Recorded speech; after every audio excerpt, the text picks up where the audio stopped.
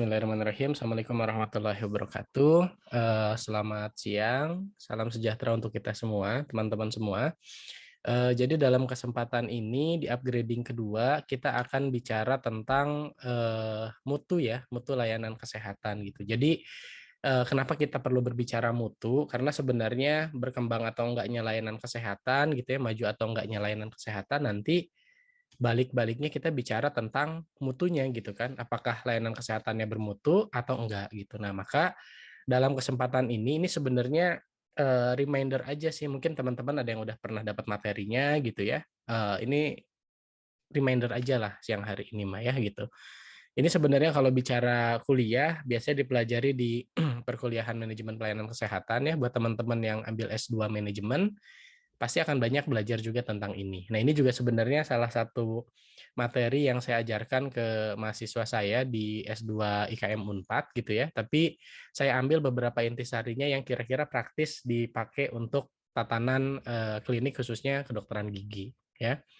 Nah, jadi teman-teman kalau kita bicara mutu sebenarnya ini ada beberapa apa ya, kata kunci yang harus sama-sama kita pahami gitu ya. Jadi kalau kita bicara bagaimana layanan kesehatan atau pelayanan atau praktek dokter gigi yang bermutu, maka di sini ada beberapa kata kuncinya. Yang pertama adalah layanan kita dikatakan bermutu kalau kita itu layanannya bisa memenuhi spesifikasi yang telah ditetapkan. Jadi dikatakan bermutu ya berarti kan memang kita bisa memenuhi apa spesifikasi yang diperlukan atau kebutuhan yang diperlukan oleh pasien ya. Kemudian yang kedua, kita melakukan sesuatu itu secara benar dari pertama kali kita mengerjakannya. Jadi ya memang kita harus melakukan yang terbaik dari awal kita memberikan pelayanan gitu ya. Terus yang ketiga, ini juga ada yang mengatakan dan ini juga menurut saya penting bahwa dikatakan bermutu itu ada yang sampai menyatakan sebisa mungkin itu defect free product atau service gitu. Jadi produk atau layanan jasanya itu nggak boleh ada kekurangan gitu ya. Jadi sebisa mungkin itu dimaksimalkan bahwa layanannya nggak ada kecacatan atau kesalahan lah. Nah, maka di layanan praktek dokter gigi kita, pasca setiap kali pelayanan, pasti itu akan selalu ditanyakan kepada pasien, apakah ada kekurangan atau enggak berkaitan dengan layanan yang diberikan. Nah, fungsinya apa? Fungsinya untuk menjaga kualitas gitu. Sehingga kita tahu kan apakah misalkan kekurangannya dari segi prasarana kah, dari segi komunikasi kah, dari segi layanan yang diberikan kah, gitu kan, dan lain sebagainya. Maka di setiap kali beres layanan satu persatu pasien, pasti nanti dokter Risti akan evaluasi apakah ada kekurangan dari tiap layanan yang diberikan terhadap pasien tersebut. Karena memang prinsipnya mutu ya sebisa mungkin dia tidak ada kekurangan gitu. Kalaupun ada itu jadi bahan perbaikan untuk quality improvement ke depannya. Nah, dan yang terakhir kalau kita bicara layanan kesehatan, maka yang utama dalam mutu layanan kesehatan adalah pasien outcome gitu, ya. Pasien outcome itu ya berarti kan kita bisa memenuhi keinginan pelanggan, ya biasanya kalau pasien outcome itu kita bicara yang pertamanya pasien safety dulu gitu ya. Pasien safety-nya terpenuhi dan setelah itu kepuasan pasien ya itu pun terpenuhi. Jadi salah satu indikator mutu itu adalah kepuasan dari pelanggan. Nah, tapi ketika kita bicara kepuasan pelanggan, pelanggannya di sini tidak hanya eksternal, artinya tidak hanya pasien saja, tapi juga pelayan atau kepuasan pelanggan ini pun bicara juga kepuasan pelanggan internal atau bahkan kepuasan pelanggan intermediate lah. Kalau misalkan teman-teman belajar pelanggan itu kan ada 3. Nah, kalau eksternal siapa? Eksternal itu pasien. Jadi pasti kita akan cari tahu kepuasan pasien terhadap layanan yang diberikan. Nah, tapi tidak hanya itu. Jadi secara internalnya pun gitu ya, kepuasan itu mesti kita tanyakan untuk menjaga kualitas atau mutu layanan kesehatan yang diberikan gitu. Nah, internal itu siapa? Internal itu ya dokter gigi ya yang praktek di tempat kita, asisten-asisten gitu kan. Nah, maka kami bersepakat gitu bahwa secara periodik apakah entah 1 bulan sekali, 2 bulan sekali, kita akan adakan pertemuan-pertemuan upgrading-upgrading seperti ini yang dilakukan untuk internal agar teman-teman internal pun bisa menyampaikan hal-hal apa yang menjadi hambatan, kekurangan gitu ya, ketidakpuasan agar semua hal tersebut bisa diperbaiki. Karena kalau kita bicara mutu, yang jadi kepuasan itu tidak hanya pasien, tapi juga teman-teman kita yang praktek bareng, asisten gitu ya, dan lain sebagainya. Jadi mereka pun harus bisa kita ukur, kita nilai bagaimana tingkat kepuasannya terhadap pelayanan yang selama ini kita kerjakan. Bahkan kalau bicara pelanggan yang lain sebenarnya selain internal eksternal itu tuh ada intermediate customer. Intermediate customer itu siapa? Contohnya adalah pemilik. Ya, contohnya adalah ya pemilik lah. Kalau bicara intermediate customer itu ya. Kalau dalam hal ini pemiliknya katakanlah Dokter Risti gitu ya. Nah, jadi kepuasan customer itu harus dilihat dari 3 aspek itu gitu. Untuk kita bisa bicara bahwa mutu layanan kesehatan kita baik. Kalau kata pasien baik, tapi kata dokter giginya dia nggak puas, itu pun sebenarnya penyelenggaraan pelayanan kesehatannya pun nggak bermutu gitu ya, belum maksimal. Atau dokternya puas gitu ya, pasiennya puas, tapi pemiliknya juga ngerasa ada ganjelan, ya itu pun pelayanan kesehatannya masih tidak memenuhi kaidah mutu seutuhnya. Nah, maka kalau kita bicara mutu, mutu itu jadi satu hal penting ketika teman-teman membuat sebuah usaha sih sebenarnya, nggak harus layanan kesehatan, tapi apapun itu, mutu adalah jadi kata kunci untuk bisa membangun kepercayaan customer terhadap apa namanya layanan yang diberikan teman-teman.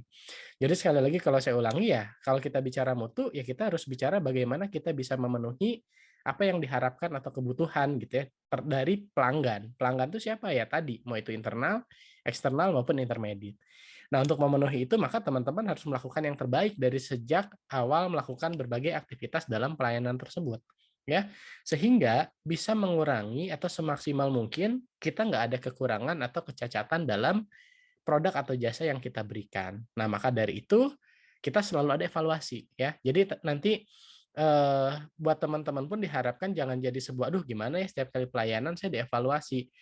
Itu pun nanti nggak akan ada teguran secara langsung kok gitu. Pasti nanti akan dibicarakan hal-hal yang berkaitan dengan kekurangan yang kita temukan agar kita semua sama-sama bertumbuh jadi lebih baik. Prinsipnya kan itu. Itu beberapa kata kuncinya.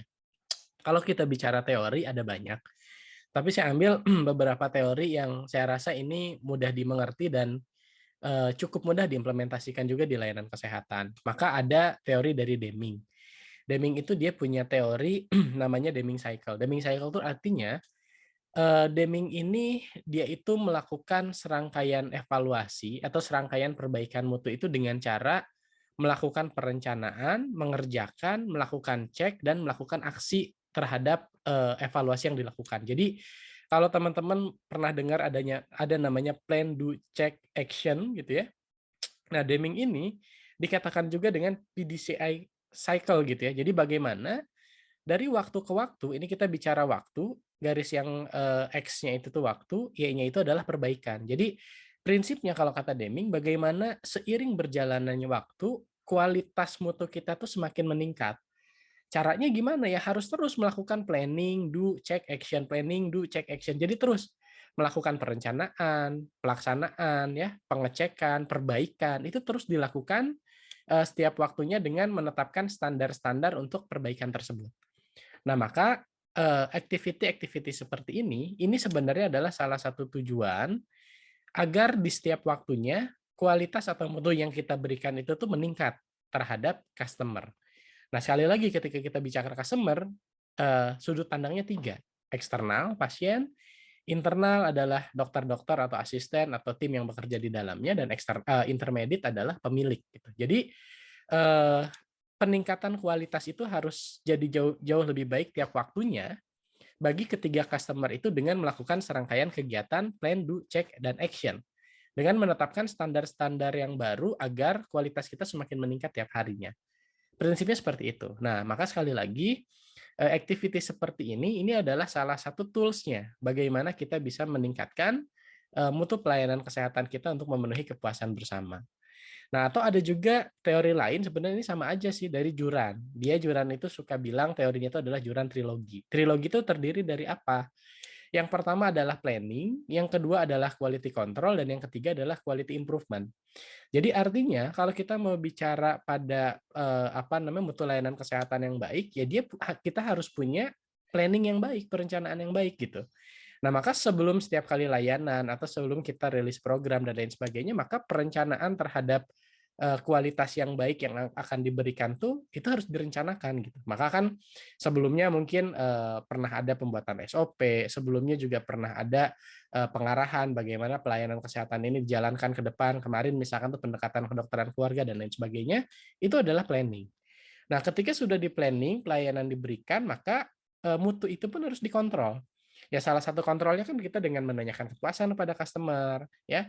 Forum-forum seperti ini untuk kita bisa nanti bicara tentang apakah ada masalah dalam mutu pelayanan yang diberikan gitu kan.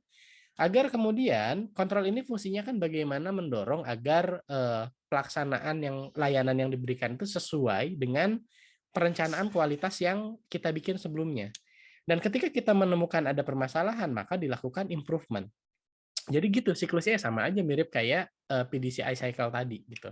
Ya, nah maka oleh karena itu supaya kita punya atau bagaimana caranya kita bisa menjaga mutu layanan kesehatan, ada serangkaian evaluasi yang kita bisa lakukan dari mulai sebelum pelayanan itu diberikan, pada saat pelayanan itu diberikan, atau setelah pelayanan itu diberikan. Nah, maka contoh, sebelum pelayanan itu diberikan, itu namanya prospective evaluation gitu ya. Prospective evaluasi itu seperti apa? Jadi, kita melihat segala sesuatunya itu sebelum layanan kesehatan itu diberikan. Maka yang dilihat adalah apa? Adalah standar input. Misal standar input itu contohnya apa? Oh, dokter-dokter yang harus udah praktek tuh harus yang setidaknya udah lulus gitu ya, atau yang udah punya STR gitu ya. Atau standar inputnya dia yang udah punya pelatihan behel gitu buat pasien buat dokter yang mau pasang behel gitu dan lain sebagainya. Jadi kita harus punya standar. Sebelum melakukan pelayanan kesehatan pun kita harus punya standar agar pelayanan kesehatan kita tuh bermutu. Nah, standar-standarnya apa itu yang tadi kemudian ditetapkan. Bisa dari standar kompetensi, pelatihan-pelatihan, sertifikat-sertifikat ya, atau pelatihan yang kita selenggarakan internal dan lain sebagainya. Itu yang dikatakan standar input. Nah, selain standar input, evaluasi pun atau penjagaan atau quality control itu pun bisa dilakukan pada saat konkuren. Konkuren tuh ketika pelayanan kesehatan dilakukan. Maka selain standar input, kita pun mesti punya standar proses gitu ya.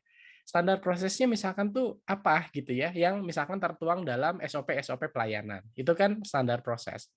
Nah, apakah si timnya itu bekerja, dokternya tuh bekerja sesuai dengan standar proses ini atau enggak gitu. Nah, makanya kenapa dibuat standar? Maka bagusnya ini juga nanti dokter Risti harus punya standar pelayanan sih sebaiknya ya gitu. Karena ketika kita bicara proses gitu ya, proses pun mesti ada standarnya selain standar input. Ya, dan yang terakhir quality control untuk pelayanan yang sudah diberikan itu dikatakan retrospektif evaluasi itu setelah layanan kesehatannya dilakukan. Maka yang dicek misalkan itu berdasarkan apa? Standar output. Nah, standar outputnya ini bisa dilihat dari apa? Dari misalkan hasil pelayanan yang sudah diberikan. Misal, bertanya langsung terhadap pasien gitu ya, atau bisa ngelihat dari rekam medis ya, review rekam medis apakah ada SOP yang tidak sesuai, apakah ada pengobatan yang tidak sesuai gitu kan, atau misalkan apakah ditemukan komplikasi-komplikasi pasca kejadian, dilihatnya dari rekam medis. Nah, maka kalau kita pengen selalu improve gitu ya dalam peningkatan kualitas layanan kesehatan, kita harus punya kontrol baik itu sebelum, pada saat, dan setelah pelayanan itu diberikan. Nah ini tools-nya macam-macam. Pokoknya sih intinya kita harus punya standar. Standar sebelum pelaksanaan, standar pada saat pelaksanaan, dan standar pada saat pelayanan sudah diberikan.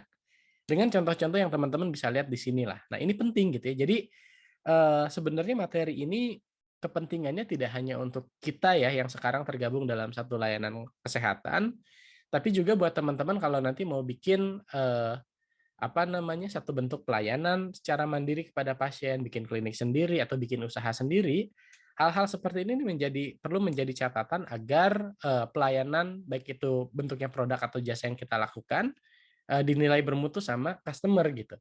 Maka ketika layanan kita dikatakan bermutu, otomatis nanti customer akan balik lagi ke kita bahkan merekomendasikan layanan kita kepada halayak lebih luas lagi gitu. Ya, prinsipnya seperti itu. Jadi sekali lagi kita mesti punya standar baik itu sebelum, pada saat pelaksanaan maupun setelah pelaksanaan pelayanan. Nah, maka tadi kalau kita misalkan bingung apa sih bedanya standar, indikator atau SOP, standar tuh misalkan ya kalau saya kasih contoh Kalau misalnya kayak di kedokteran ya, kedokteran gigi juga sama lah. Misalkan standarnya itu adalah setiap pasien mesti memiliki rekam medis. Itu kan standar gitu ya. Nah, kalau kita bicara indikator, maka kita bicara bagaimana persentase atau cakupan pasien yang memiliki rekam medis secara lengkap terisinya, misalkan kan seperti itu. Nah, kalau kita bicara SOP, standar operasional prosedur, ya, itu bercerita bagaimana caranya mengisi rekam medis yang lengkap gitu. Jadi, bagaimana prosedur untuk mengisinya gitu. Nah, maka ketika dalam sebuah layanan kesehatan, kita mesti punya standar, SOP, bahkan juga indikator. Ya, misalkan standarnya apa? Standar pelayanan di kita misalkan katakanlah zero complaint gitu ya. Nah, maka untuk mencapai zero complaint itu atau misalkan, layanannya, apa namanya, punya standarnya itu tuh nggak boleh ada komplain dari pasien atau seminimal mungkin komplain dari pasien. Katakanlah kita punya indikator, komplain itu di batas 10% lah, ya. Nah, maka kita punya banyak SOP, katakanlah demikian, untuk bisa mengurangi komplain tersebut gitu, dimulai dari misalkan SOP admin gitu ya, SOP, apa namanya, greeting atau, pelayanan yang diberikan oleh dokter gigi atau asistennya dan lain sebagainya. Nah, maka SOP-SOP ini menjadi penting agar apa? Agar teman-teman kita semua bisa melakukan pelayanan sesuai standar gitu. Nah, maka saya suka bilang ke dokter Risti, kalau bisa dibikin SOP-SOP pelayanan. SOP ini juga tidak hanya untuk dokter, tapi juga pasien. Pasien ada SOP-nya, dokter juga ada SOP-nya, gitu kan. Asisten juga mungkin ada SOP-nya, admin juga ada SOP-nya. Nah, SOP ini dibuat itu tuh untuk dikerjakan. Jadi kalau kita bisa melakukan evaluasi terhadap pelayanan yang keliru, katakanlah demikian, atau misalkan ketika kita dapat komplain, nanti kita bisa telusur komplain ini datangnya pada tahap mana, ya, dan apakah dalam tahapan itu orang yang ditanggung-jawabi kegiatan tersebut dia sudah menjalankan aktiviti sesuai prosedur atau belum yang terdapat dalam SOP. Nah, nanti bisa dievaluasi. Oh, ternyata katakanlah misalkan ya, SOP pelayanan tentang tambel atau tentang apalah, misalnya saya kan nggak terlalu paham tentang tindakan. Nah, SOP tindakan tertentu ternyata ada yang terlewat atau ada dokter yang nggak melihat atau nggak mengacu pada SOP itu gitu, sehingga oh, terjadilah masalah ini di pasien. Atau misalkan kalau enggak, kayak yang pernah terjadi nih, ini udah lama sih sebenarnya, kayak misalnya contoh, SOP asisten ketika, apa namanya, beresin alat tuh misal gitu ya, ada satu suction yang harus, apa namanya, dipastikan rapat ditempatkan di, apa, dental unitnya gitu. Nah, itu kan SOP. Kalau SOP tidak dilaksanakan, misalkan gimana kejadiannya, misal waktu itu kejadiannya dia nggak rapet, maka kan akhirnya ada apa namanya, tekanan atau sedotan lah, saya nggak ngerti lah, sehingga air itu tuh keluar, nyedot gitu ya, dan, akhirnya bikin pompa, pompa air itu tuh jalan terus. Nah, itu kan kalau misalnya dibiarkan, dia bisa ngerusak pompa dan lain sebagainya. Jadi, itu SOP lah contohnya. Jadi ya SOP itu dibikin agar, menjaga kualitas, mengurangi komplain, dan juga ya menjaga kerusakan, dan lain sebagainya yang terjadi pada satu proses pelayanan. Nah, maka teman-teman harus mulai familiar dengan SOP, dengan standar gitu ya. Itu pun yang mungkin nanti akan, banyak dikawal sama dokter Risti lah ya. Jadi jangan apa resisten ketika nanti apa namanya disebarkan atau diberikan banyak SOP berkaitan dengan kegiatan pelayanan yang diberikan. Nah, tapi SOP ini pun nggak rigid. Artinya nggak rigid itu kalau teman-teman punya masukan, karena sekali lagi ketika kita bicara mutu, kepuasan itu tidak hanya untuk pasien, tapi juga untuk internal dan juga intermediate, maka teman-teman bisa ngasih feedback berkaitan dengan SOP yang, diberikannya gitu. Jadi kalau seandainya dokter Isti punya SOP, tapi teman-teman ngerasa bahwa, oh SOP-nya tuh ada yang nggak nyaman atau keliru, itu bisa didiskusikan. Artinya, SOP yang setelah disepakati itulah yang kemudian harus kita lakukan. Ya, misal di SOP itu untuk pengecekan barang, dikatakan bahwa kalau misalkan katakanlah obat tertentu ya amoksisilin gitu. Amoksisilin itu, tinggal satu box gitu, SOP-nya maka harus lapor ke dokter Risti agar dokter Risti ngirim, 1 box lagi amoksisilin sebagai cadangan, misalkan seperti itu. Itu kan SOP kan? Jadi kalau seandainya ternyata SOP-nya tidak dilakukan, lapor ketika amoksisilinnya tinggal 1 strip, ya otomatis kan nanti bisa jadi ada trouble pada saat pelayanan. Trouble-nya apa? Misalkan pasien akhirnya harus mendapatkan resep luar. Nah, itu juga kan satu hal yang bikin pasien nggak nyaman. Karena apa? Layanan kita tidak one stop services gitu. Itu kan akhirnya bisa terganggu tuh, mutu pelayanan kita bisa terganggu. Nah, maka fungsi SOP menjaga agar seluruh rangkaian activity yang kita lakukan tuh sesuai dengan perencanaan agar kualitas yang tadinya kita rencanakan bisa tercapai, ya. Maka ini penting nih SOP ya. Jadi SOP ada dibuat untuk membantu kita semua menjalankan aktivitas pelayanan yang terbaik, ya, kurang lebih seperti itu. Nah, ujung-ujungnya kalau pengen standar sederhananya, kualitas atau mutu layanan ini bisa diukur berdasarkan apa? Ujung-ujungnya ya mungkin survei berkaitan dengan kepuasan pelanggan. Itu yang paling sederhana yang bisa kita lakukan. Apakah kinerja pelayanan yang kita berikan memenuhi harapan dari customer? Yang sekali lagi, customer ini ada pasien, ada dokter gigi yang praktek, ada juga pemilik. Ya, jadi kita harus melihat kepuasan pelanggan pada 3 aspek tadi. Tapi memang biasanya mungkin sebagian besar ketika bicara customer satisfaction ini lebih mengarah pada customer eksternal gitu. Walaupun tidak semata-mata customer eksternal semestinya gitu ya. Nah, jadi nanti ujung-ujungnya akan dilihat ke sini. Maka sekali lagi kenapa bagi semua pasien yang beres pelayanan di kita selalu tanyakan apakah ada kekurangan dari pelayanan yang diberikan gitu. Misalkan apa, nah itu nanti yang akan diberikan feedback sama dokter Risti terhadap kekurangan-kekurangan yang ditemukan untuk meningkatkan kapasitas pelayanan bagi kita semua gitu. Tidak hanya bagi klinik secara keseluruhan, tapi pada individu-individu yang mendapatkan feedback-nya pun kan itu bisa menjadi masukan untuk bisa melakukan upaya yang lebih berkualitas lagi, lebih menerapkan standar mutu yang sudah ditetapkan tadi. Jadi fungsinya ke sana, ya. Nah, kalau kita bicara layanan kesehatan sendiri, sebenarnya ada banyak aspek yang dikatakan atau yang menjadi unsur-unsur dikatakan sebuah layanan kesehatan itu tuh berkualitas. Nah, ini akan saya coba kasih gambaran singkat aja cepat ya. Jadi yang pertama katanya ya sebuah layanan kesehatan itu tuh dikatakan memenuhi aspek mutu kalau apa? Dia available. Available tuh yang pertama lah, bahwa layanan kesehatan itu tuh ada dulu. Jadi misalkan nih di komplek yang teman-teman praktek ada layanan dokter gigi, itu udah memenuhi aspek availabilitas dulu. Jadi dengan adanya layanan dokter gigi, maka aspek availabilitas itu ada. Nah, tapi kan nggak cukup availabilitasnya doang gitu. Tapi yang harus dijaga kemudian, unsur yang kedua adalah safety. Nah, kalau kita bicara pelayanan kesehatan, maka unsur yang kedua ini tuh yang paling penting. Jadi jangan sampai pasien datang ke kita, kemudian outcome pasiennya atau pasien safety-nya tidak dijaga. Yang muncul malah komplikasi, malah kejadian-kejadian yang tidak diinginkan berkaitan dengan pelayanan yang tidak sesuai standar gitu ya. Maka unsur yang kedua yang paling penting dalam sebuah layanan kesehatan adalah safety-nya. Bagaimana teman-teman mendahulukan pasien safety. Baik itu dari pelayanan berkaitan dengan kedokteran gigi dan mulutnya, baik itu berkaitan dengan penularan infeksi gitu ya. Jadi jangan sampai orang berobat gigi pulang-pulang COVID gitu. Nah, makanya kan kenapa harus menggunakan APD. Kenapa kalau di kita tiap ganti pasien ganti APD-nya gitu kan. Nah, itu mengedepankan unsur safety. Ya, itu yang terpenting. Yang kemudian yang juga menjadi penting adalah affordabilitas. Affordabilitas itu artinya bagaimana layanan kesehatan ini tuh mampu dijangkau secara ekonomi. Nah, makanya di beberapa tempat bisa jadi tarifnya beda. Kayak misalkan di Ranca Ekek dengan Cinunuk sama, karena demografi penduduknya mirip lah, lebih banyak menengah atau menengah ke bawah.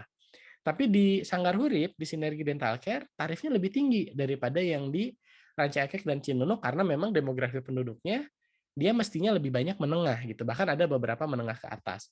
Kalau teman-teman praktek di Jakarta di mall-mall atau di Bandung di mall-mall, pasti tarifnya pun lebih tinggi lagi karena orang yang aksesnya kemampuannya mungkin menengah ke atas gitu. Nah, maka kita harus memperhatikan aspek affordabilitas gitu ya. Bagaimana layanan kita ini tuh selain tadi aman, selain kita menyediakan layanan, kita pun mampu dijangkau sama pasien.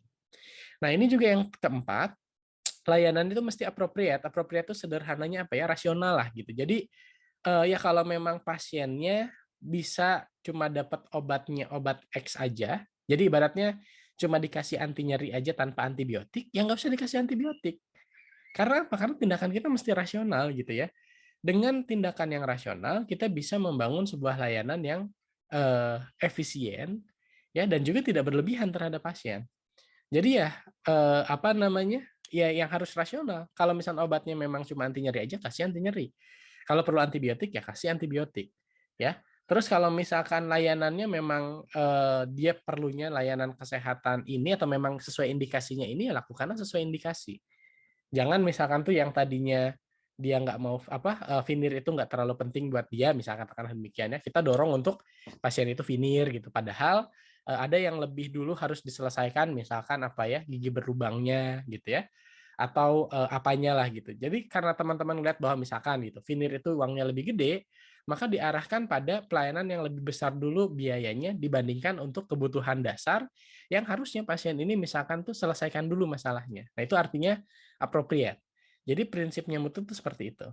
Nah, yang berikutnya, aksesibel. Aksesibel tuh yaitu bicara masalah bagaimana layanan kesehatan itu gampang dijangkau lah, ya. Dia tempatnya nggak terpencil, tempatnya bisa masuk kendaraan gitu ya, dan lain sebagainya.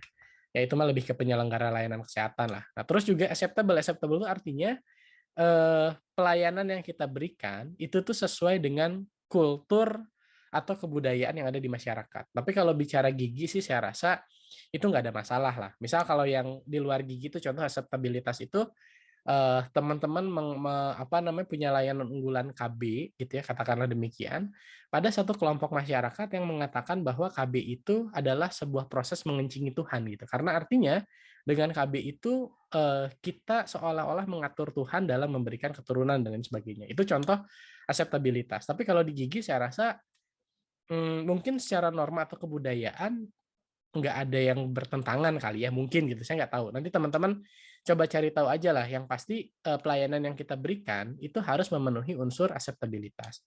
Nah, yang ketujuh, ini juga nyambung dengan upgrading kita yang dilakukan yang sebelumnya. Ya, ketika kita bicara layanan kesehatan, maka kita harus bicara komprehensifnya gitu. Artinya, setiap kali pasien datang itu tuh jangan cuma fokus pada kuratif, tapi lakukan beberapa upaya promotif preventif, bahkan sampai ke perencanaan rehabilitatif kalau memang itu ada.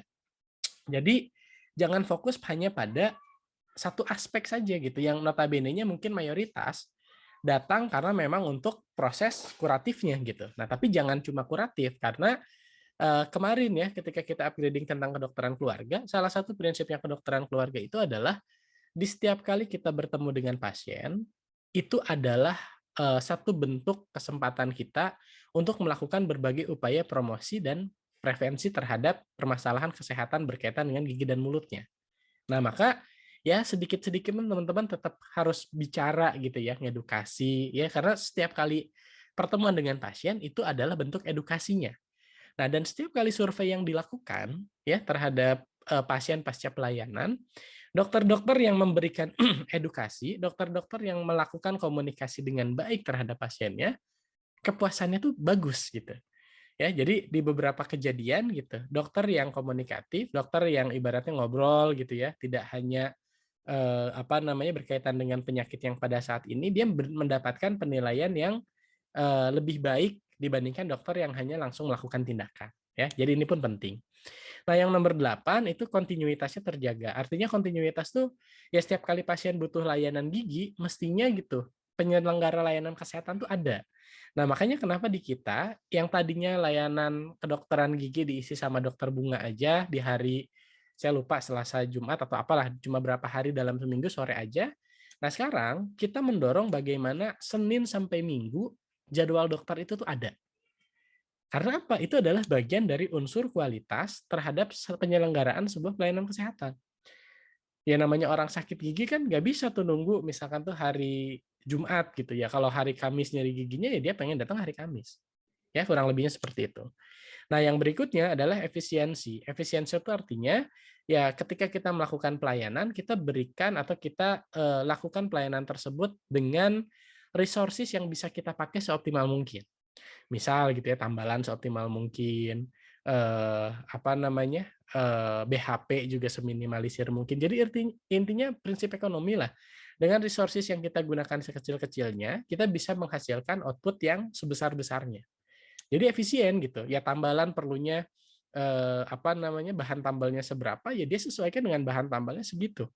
Jangan sampai tambalannya kecil, ngambil bahan tambalnya terlalu banyak gitu kan, sehingga banyak BHP yang kebuang dan lain sebagainya. Itu efisien. Dan yang terakhir, efektif. Efektif itu artinya ya tepat sasaran gitu. Bagaimana pelayanan yang kita berikan itu memenuhi harapan pasien sesuai dengan keluhannya.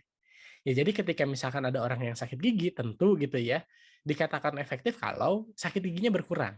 Katakanlah demikian. Ya, nah sakit gigi ini berkurang gitu ya. Misalkan kan teman-teman melakukan nih, yang giginya berlubang, dibor, dibersihin gitu ya, ditambal, dikasih obat gitu ya. Obatnya obat yang di dalam aja. Nah kita tahu gitu kan bahwa kemungkinan pasien juga masih ada timbul nyeri.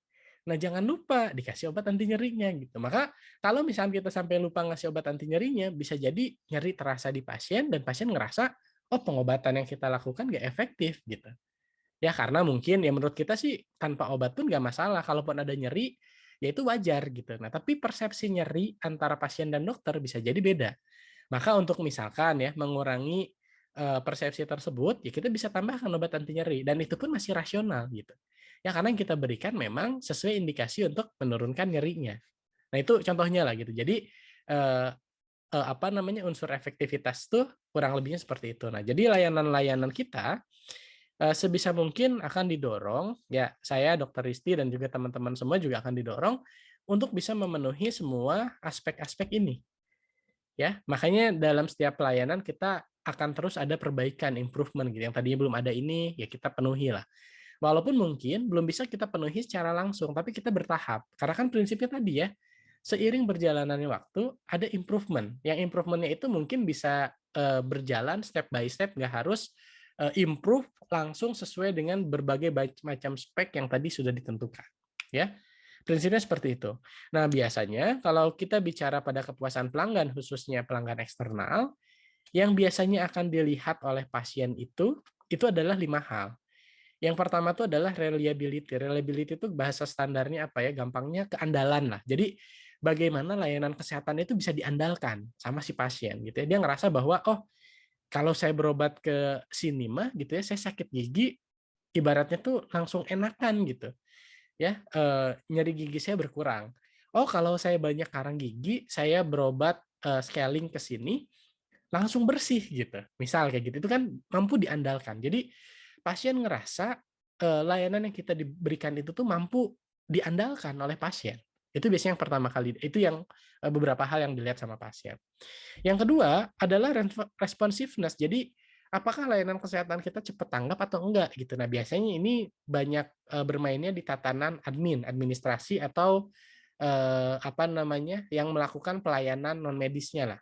Misalkan nanya jadwal, misalkan nanya informasi, atau misalkan pasien udah datang gitu ya di tempat praktek nunggu, kemudian pelayanan pasien yang sebelumnya ternyata di luar batas waktu yang sudah direncanakan. Nah, pasien kan pasti butuh informasi loh, kok di jam sekian harusnya saya dilayani, kok belum dilayani. Maka asisten keluar dulu gitu kan, nyampein bahwa Bu maaf yang ini ada keterlambatan waktu dan lain sebagainya, itu masuk ke dalam responsiveness. Ya. Nah, yang ketiga, assurance itu artinya apa ya? Pasien itu merasa mendapatkan jaminan. Jaminan itu apa ya? Nyambung dengan yang tadi, jaminan ketepatan waktu pelayanan gitu ya.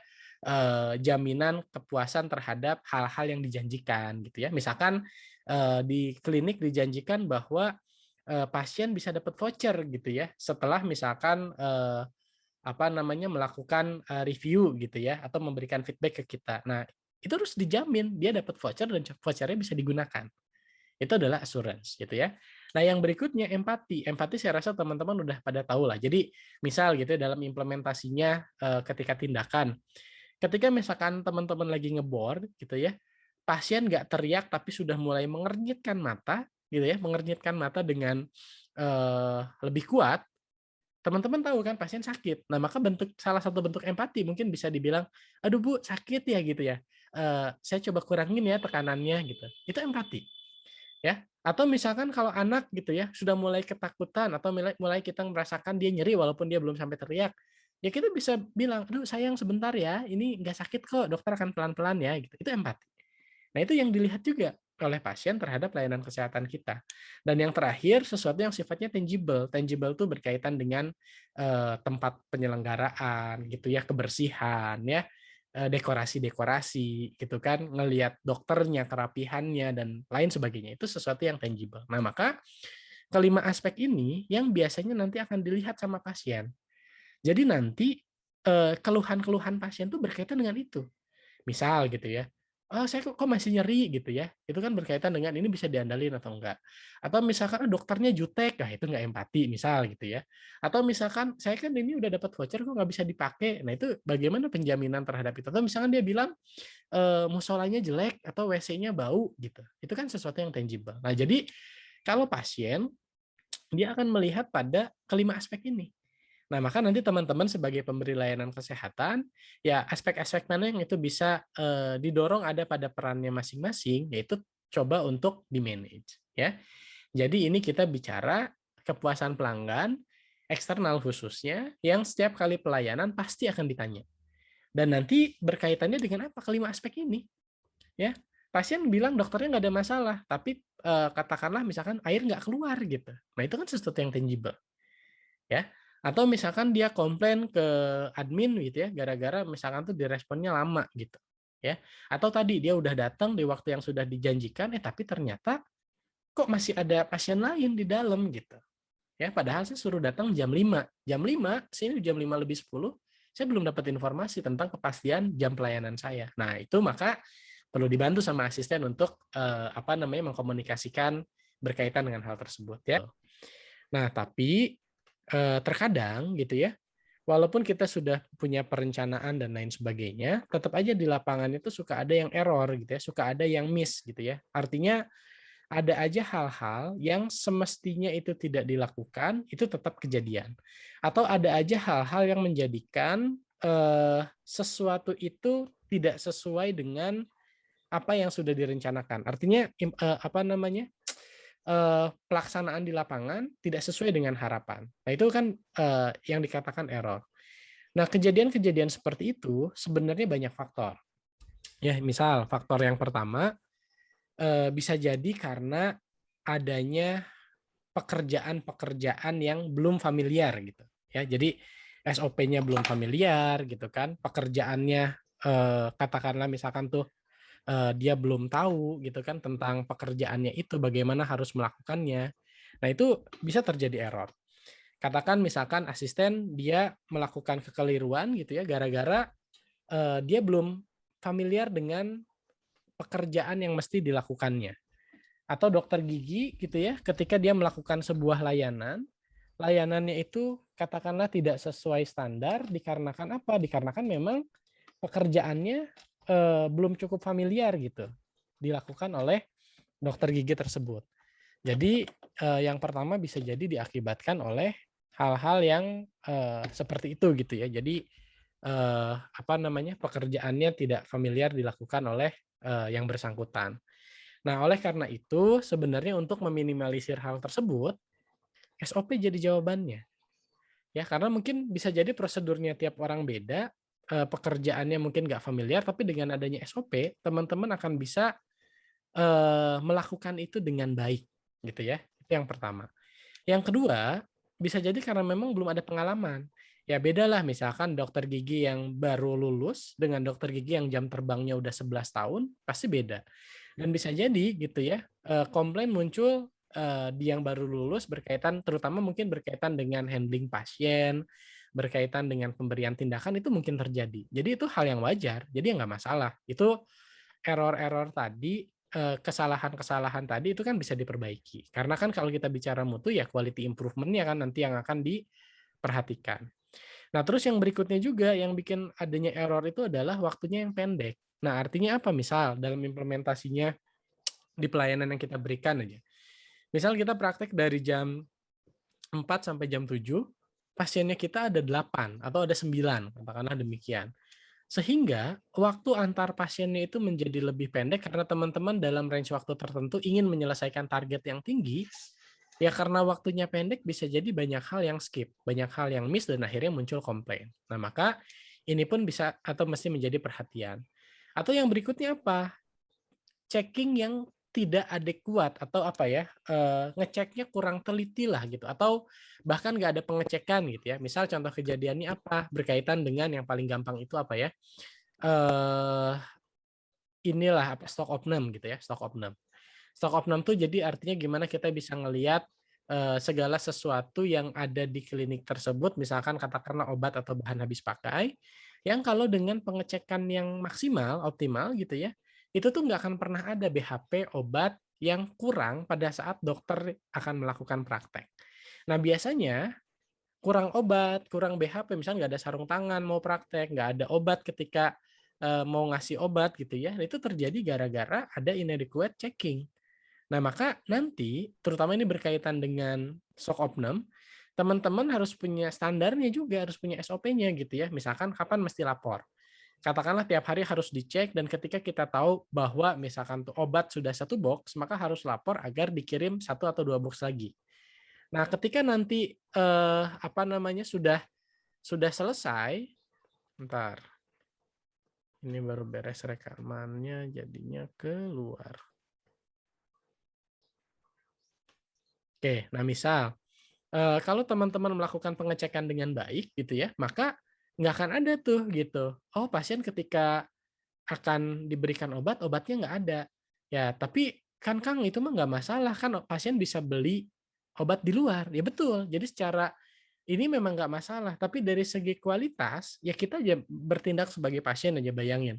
Kalau kita datang ke dokter atau ke dokter gigi, kita pengen segala sesuatu tuh selesai di dokter itu, apalagi saya lagi sakit gigi gitu kan, apalagi saya lagi nggak enak badan gitu. Maka dengan proses yang akhirnya dengan bisnis proses yang akhirnya dari satu tempat kemudian dia harus pergi ke tempat lain untuk mendapatkan satu layanan yang holistik, ya artinya kan akan mendorong pelayanan yang kita berikan dianggap kurang sama pasien. Nah, maka jangan sampai nih ada inadequate checking lagi gitu ya. Jadi ya kita tetap harus benar-benar melakukan pengecekan dengan baik gitu. Kalau ternyata itu ditugaskan ke asisten, asistennya misalkan kurang maksimal, maka kami minta bantuannya agar dokter giginya pun mengingatkan, ya. Atau apalagi yang berikutnya, ya yang berikutnya bisa jadi memang prosedur yang dilakukannya salah, atau mungkin bisa jadi peralatan yang kita punya nggak lengkap gitu ya. Peralatan yang kita punya, kurang canggih gitu kan, atau memang nggak lengkap atau bahkan nggak ada sama sekali, ya itu pun bisa mengakibatkan terjadinya error, terjadinya masalah yang menimbulkan komplain. Nah selain, hal-hal yang tadi, ini akan bertambah parah kalau supervisinya pun jelek. Nah, makanya tadi, mungkin yang selama ini supervisi kan dokter Risti, tapi nanti mungkin minta bantuannya juga agar, para dokter gigi pun membantu melakukan supervisi lah. Jadi supervisinya bertahap. Asisten disupervisi dokter gigi, nanti disupervisi sama, dokter Risti untuk, implementasinya. Nah, di luar sistem, sebenarnya kejadian-kejadian tidak diinginkan tadi pun bisa dipengaruhi oleh faktor individu.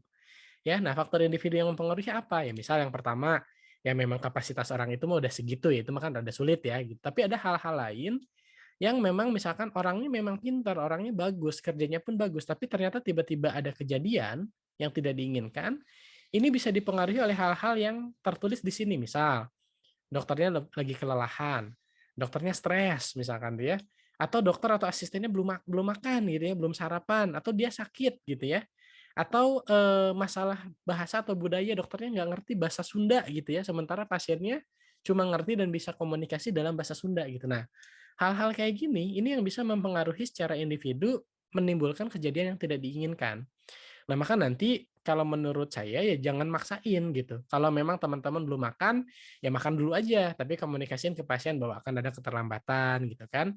Atau ketika teman-teman lagi sakit gitu ya, lagi stres, lagi kecapean gitu ya, ya itu juga bilang aja bahwa misalkan apakah mau izin, nanti ya tinggal admin coba ngasih tahu ke pasien dan lain sebagainya agar apa? Agar kejadian-kejadian yang tidak diinginkan itu bisa diminimalisir. Karena nggak bisa dipungkiri, kejadian-kejadian tidak diinginkan secara personal bisa muncul oleh hal-hal yang seperti ini gitu, ya. Itu. Nah, yang terakhir yang ingin saya sampaikan ke teman-teman adalah, ketika kita bicara kejadian tidak diinginkan yang itu bisa menimbulkan komplain, itu tuh sebenarnya penyebabnya banyak. Jadi kalau kita mau lihat dari faktor penyebab, itu tuh bisa muncul dari faktor organisasi atau sistem pelayanan kesehatannya, katakanlah apakah sarana prasarana, apakah SOP-nya yang salah, dan lain sebagainya, atau tadi bisa berkaitan dengan human factor-nya secara pribadi per pribadinya, individu ke individunya. Jadi ini bisa mengakibatkan kejadian tidak diinginkan yang menimbulkan komplain. Nah, dari segi tipe, kita juga bisa ngelihat nanti komplain itu tuh tipenya muncul di level berapa. Level satu apakah komunikasi yang jadi masalah gitu ya. Komunikasi admin, komunikasi dokter pasien, komunikasi asisten ke pasien gitu kan. Nah, maka nanti mungkin setelah pertemuan ini atau setelah materi ini nanti dokter Risti secara teknisnya akan bicara di level komunikasinya bagaimana sih yang selama ini terjadi yang banyak ditemukan sebagai pembelajaran bersama, ya. Atau misalkan bisa jadi kesalahan itu tuh, kejadian itu tuh muncul gara-gara ada permasalahan di level 2. Level 2 tuh apa? Pasien manajemen. Jadi apakah pendelegasian tugas gitu kan? Apakah misalkan tuh admisi pasiennya gitu ya, penjadwalan. Jadi lebih ke manajemen pasiennya ya. Nah, yang ketiga ini lebih ke arah performa klinisnya. Jadi ketika ngebor, ketika nambel, ketika nyabut gitu ya. Ini bisa jadi muncul permasalahan di level 3. Ya, jadi, ketika misalkan ada komplain ditanyakan oleh, dokter itu munculnya memang macam-macam. Ada yang munculnya karena faktor komunikasi, ada yang munculnya pada saat, faktor prosedur misalkan setelah diselidiki, oh ini memang ada prosedur yang salah dan lain sebagainya. Jadi, kalau kita lihat di tipenya bisa level 1, 2, atau 3. Nah, hari ini mungkin kita akan coba selesaikan atau minimalisir kejadian-kejadian yang berkaitan dengan level 1 communication, ya. Nah, nanti yang Dokter Rizky sebutin juga, nanti untuk mengurangi level 3-nya kita akan ada serangkaian upgrading berkaitan dengan klinis gitu. Apakah tentang penambalan gitu ya, apakah tentang pencabutan gigi, ya nanti ngisi materinya pun adalah teman-teman spesialis gitu buat upgrading teman-teman. Jadi, berkaitan dengan hal-hal ininya nanti akan kita lakukan upgrading juga. Ya, pasien manajemen ya berarti nanti kita lakukan upgrading-nya untuk pengembangan sistem dan lain sebagainya, ya. Nah, selain bicara tipenya, komplain itu bisa muncul juga kita lihat dari segi domainnya. Dia bisa muncul, domainnya tuh di mana sih yang bisa nimbulin komplain tuh gitu, apakah di lokasi atau tempat tertentu. Nah, tapi kan kalau di kita mah bisnis prosesnya pendek ya, cuma dari admin atau resepsionis ke pelayanan kan gitu. Jadi ya kejadiannya apakah setting lokasinya tuh di tempat pendaftaran atau di tempat layanan. Atau nomor 2 kejadiannya itu bisa karena faktor stafnya. Ya staf itu siapa? Asisten, admin, atau dokternya. Jadi yang dilihat, apa namanya, domainnya di mana. Atau yang ketiga, dari segi pasiennya justru gitu, ini timbul komplain gara-gara kita salah analisis pasiennya gitu. Atau yang keempat, targetnya yang kita salah gitu ya, yang misalkan targetnya kita adalah apa gitu kan, sementara, pasien menganggapnya bagaimana. Jadi ini kalau kita bicara domain, ya.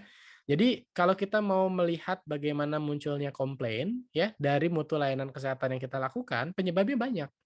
Bisa tadi secara organisasi atau kalau, organisasi atau individu kalau kita lihat dari penyebabnya, tipenya bisa komunikasi, manajemen pasien, ataupun tindakan klinis, domainnya bisa di mana gitu ya, baik itu secara perseorangan maupun lokasinya. Yang ini akibatnya tuh bisa mengakibatkan atau bisa menimbulkan permasalahan macam-macam. Apakah dari masalah fisik, misalkan tiba-tiba ditambal, malah bengkak gitu, abses ya, itu misal gitu ya. Itu kan impact yang dihasilkan, makanya gara-gara itu dia komplain. Atau impact-nya lagi adalah dari segi psikis, "Oh, dokternya jutek malah marahin anak saya," gitu ya. Anaknya sakit atau apa tuh malah dimarahin sama dokternya gitu, malah, Dek, jangan kayak gitu dong, dokter kan jadi susah," ngebentak gitu ya. Itu bisa jadi aspek psikisnya pasiennya bermasalah, kena gitu, ngerasa bahwa orang tuanya dan anaknya juga bahkan akan trauma ke dokter gigi. Itu kan dari aspek psikis yang ditimbulkan. Nah, bahkan ada aspek non medikal. Misal gitu ya, secara legal kita bisa dituntut gara-gara dianggap malpraktek gitu. Katakanlah ditambal, tapi malah akhirnya jadi bengkak, abses besar gitu. Dan kita sebagai penyelenggara layanan kesehatannya dituntut gitu gara-gara kenapa datang sakit gigi berlubang, pulang-pulang jadi bengkak gitu, ya. Itu bisa. Atau dari segi sosialnya gitu ya, layanan kesehatan kita diomongin, "Oh jangan ke dokter itu," gitu. Atau jangan, layanan gigi di sana mah bla bla bla gitu. Dan ujung-ujungnya secara ekonomi pun itu bisa terpengaruh, apakah dari pendapatan gitu ya, traffic pasien dan lain sebagainya. Maka kalau hal-hal ini tidak diminimalisir, impact-nya bisa ke sana. Maka nanti yang harus kita lakukan adalah layer berikutnya, itu melakukan prevention. Nah, prevention ini atau pencegahan ini adalah hal-hal yang tadi kita ceritakan di awal gitu. Dan Salah satu upaya pencegahannya, yakni dengan forum-forum seperti ini, ya. Mungkin, kurang lebih itu yang bisa saya sampaikan sebagai pengantar gitu ya. Jadi intinya sih di sini, pengantar ini disampaikan agar gitu ya, kita semua bisa sama-sama paham tentang konsep mutu di layanan kesehatan itu seperti apa, sehingga gitu ya, kita mampu, memberikan pelayanan terbaik, ya ujung-ujungnya kan kalau kita bicara mutu pasti impact-nya nanti ke kepuasan semuanya. Ya, customer iya, customer eksternal pasien tentulah itu jadi salah satu tolak ukur yang paling gampang. Yang keduanya pun gitu ya, secara pelanggan internal teman-teman pun bisa meningkat kapasitasnya, dapat banyak feedback, makin profesional, makin kompeten gitu kan. Dan bagi pihak intermediate-nya pun gitu ya, pemilik layanan kesehatannya pun ya, dia bisa makin berkembang, bisa bikin, layanan kesehatan yang tidak hanya di satu titik tapi di banyak tempat lagi gitu ya, untuk bisa memberikan manfaat yang besar bagi masyarakat. Jadi inilah, prinsip mutu yang, mungkin dikenalkan ke teman-teman yang ya sedikit banyak ada korelasinya dengan kegiatan atau aktivitas pelayanan yang kita lakukan di tempat pelayanan kita.